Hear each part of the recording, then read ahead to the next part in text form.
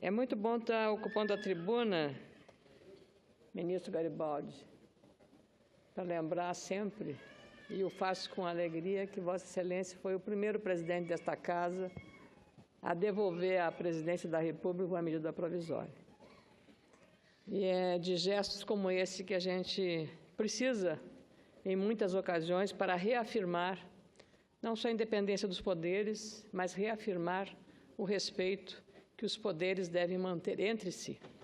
Isso talvez consolide a relevância da democracia e é uma grande honra de saber que Vossa Excelência está presidindo a sessão agora que eu estou aqui na tribuna. Agradeço mais uma vez a Vossa Excelência. É merecido o registro. Queria saudar os visitantes. Hoje, sejam muito bem-vindos aqui no Senado Federal. Hoje temos vários eventos. Eu estive participando agora há pouco de um almoço em que o vice-presidente Michel Temer ofereceu à vice-presidente da Argentina, Gabriela Michetti, e nesse almoço no Itamaraty pude conversar com o presidente do Supremo Tribunal Federal, o ministro Ricardo Lewandowski. Tive a honra de estar entre ele e o embaixador do Uruguai no Brasil, na mesa principal, e comentava o ministro Lewandowski, presidente do Supremo Tribunal Federal, a propósito da crise, senador Moca, e Vossa Excelência está muito focado nas questões de saúde pública do país, a respeito dos riscos que o Zika vírus está provocando na população brasileira, junto com dengue e chikungunya, provocados pelo mesmo mosquito Aedes aegypti. E ele hoje fará uma reunião, eu transmito essa informação pela relevância do fato. Não me pediu nenhum segredo, mas penso que eu queria salientar a iniciativa do presidente Lewandowski em usar a estrutura do Poder Judiciário para também mobilizar, hoje às 5 horas, reunirá todos os representantes dos tribunais, da Justiça nos estados, para fazer um apelo para que entrem nesse processo, já que existe uma, digamos, capilaridade enorme em todo o país, e o Poder Judiciário poderá também, os agentes da Justiça, a fazerem a interpelação daqueles proprietários que não têm, os terrenos estão abandonados, estão com piscinas abandonadas, que são verdadeiros criatórios do mosquito, provocando um grave dano à saúde pública. Então, a iniciativa, me parece, do presidente Lewandowski, ao discutir não apenas a mobilização desse esforço adicional, assim como fazem as Forças Armadas, o Ministério da Saúde, as secretarias de saúde dos municípios e dos estados, a própria população, mas também os órgãos, as instituições que têm essa capacidade. Então, eu queria saudar a iniciativa do ministro Ricardo Lewandowski por ter tomado a decisão de fazer este processo de comunicação.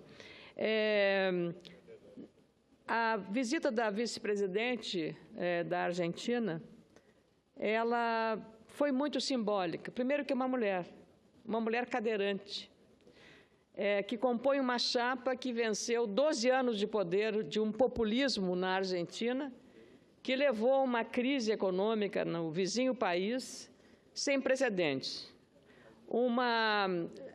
Um governo kirchnerista, por assim dizer, começou com o Néstor Kirchner, depois seguiu com Cristina Kirchner, e que era alinhado à ideologia venezuelana, a bolivariana, como se fala, a escola liderada por Hugo Chávez, e de um modelo que, felizmente, está tendo os dias contados na América Latina. Esse populismo que levou à bancarrota a Venezuela, que em 16 anos de poder bolivariano, o país está à beira de um caos.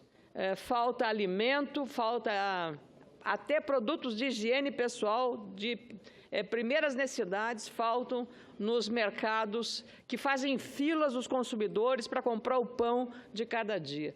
É inacreditável que a Venezuela, um país rico em petróleo, um país muito próspero, que tinha dólares suficientes, que veio junto a crise de um populismo que comprometeu as estruturas democráticas do país, destruiu as estruturas. A mídia foi amordaçada na Venezuela. Deputados eleitos democraticamente foram cassados liminarmente sem qualquer julgamento.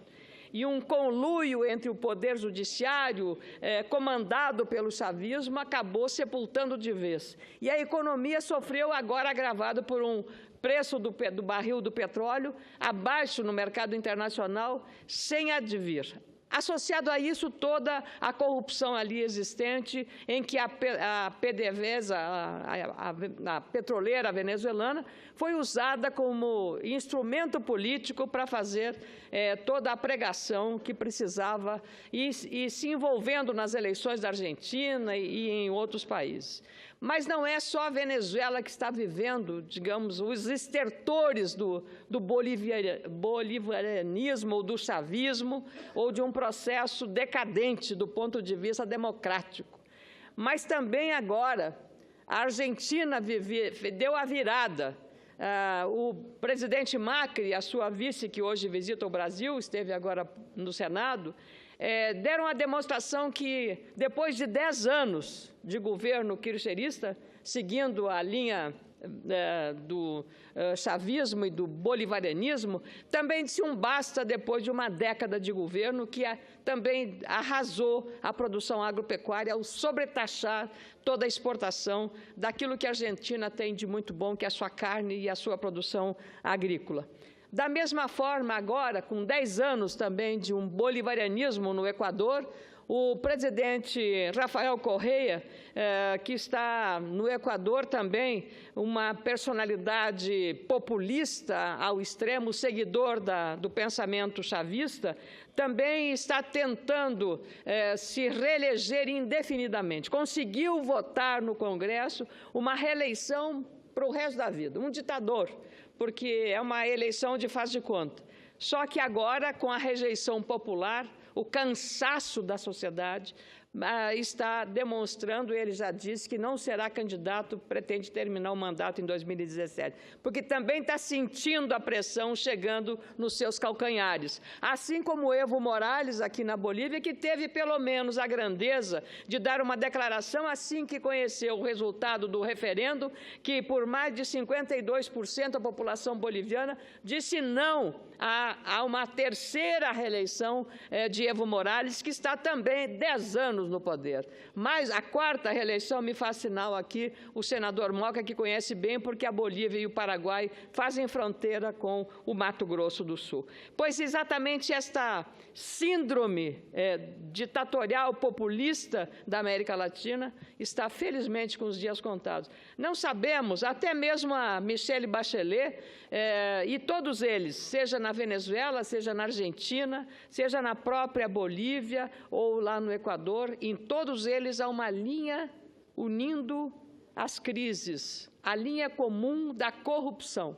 Em todos esses países, além da perversidade da ditadura populista, há uma linha que une a todos, que é casos graves de corrupção. E isso tem irritado profundamente as populações desses países. A Bolívia, mesmo com uma economia muito próspera, crescendo 5% em 2015, vai crescer outro tanto agora em 2016, apesar dos bons indicadores econômicos, a população diz não ao sistema e à forma de governar de Evo Morales, que, como eu disse, teve a grandeza de dizer: reconheço a vontade e respeito a vontade da população.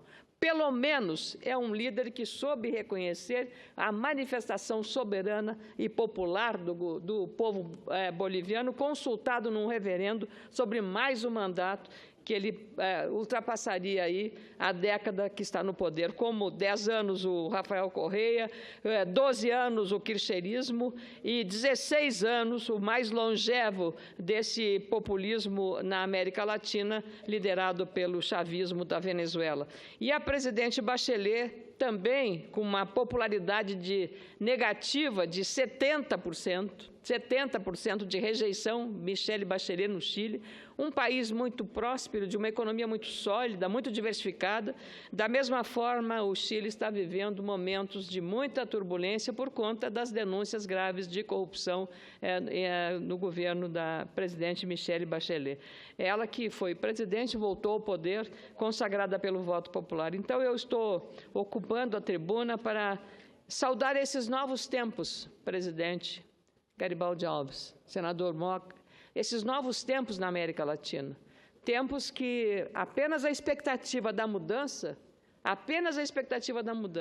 sem nenhuma mexida na economia, a não ser liberar aquele engessamento do câmbio que a Argentina tinha adotado com Cristina Kirchner, só isso, só essa liberação já deu uma nova perspectiva à Argentina que respira um ar. A própria relação com o Brasil já mudou.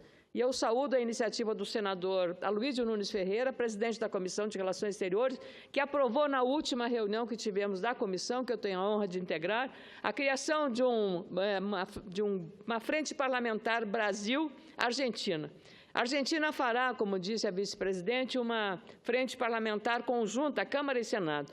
Vou propor que assim também seja aqui, já que nós temos um Congresso bicameral, até para que as forças sejam unidas e o proveito e o resultado muito mais benéfico, unindo a Câmara e o Senado nesta frente parlamentar de integração Brasil-Argentina. Então, todas essas iniciativas decorrem exatamente desses novos tempos que nós estamos vivendo. E é preciso também que nós, aqui no Brasil, tenhamos consciência da gravidade do momento e da crise que estamos passando. A gravidade e o momento. Nós estamos com um nível de desemprego, eu imagino, até o final do ano, as estimativas são extremamente preocupantes.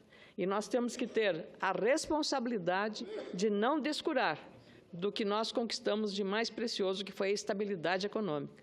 Uma inflação superior a 10% hoje é insuportável para o assalariado, para o trabalhador, muito mais para aquele que está ameaçado de perder o seu emprego.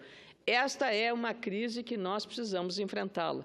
E esta Casa precisa discutir todas essas questões, sob pena de sermos tragados também pela crise, com a população olhando para nós com mais desprezo, porque não estamos aqui, pelo menos, verbalizando aquilo que a gente sente na base, conversando com as pessoas, aquelas pessoas que perderam o emprego, aquelas pessoas que não têm atendimento no hospital, aquelas pessoas que não têm vaga na escola para o seu filho, aquelas pessoas que tiraram os filhos da escola particular porque não têm dinheiro para pagar a mensalidade e têm que recorrer à escola pública. Este é o país e esta é a crise que nós estamos vivendo neste momento. Muito obrigada, senhor senador.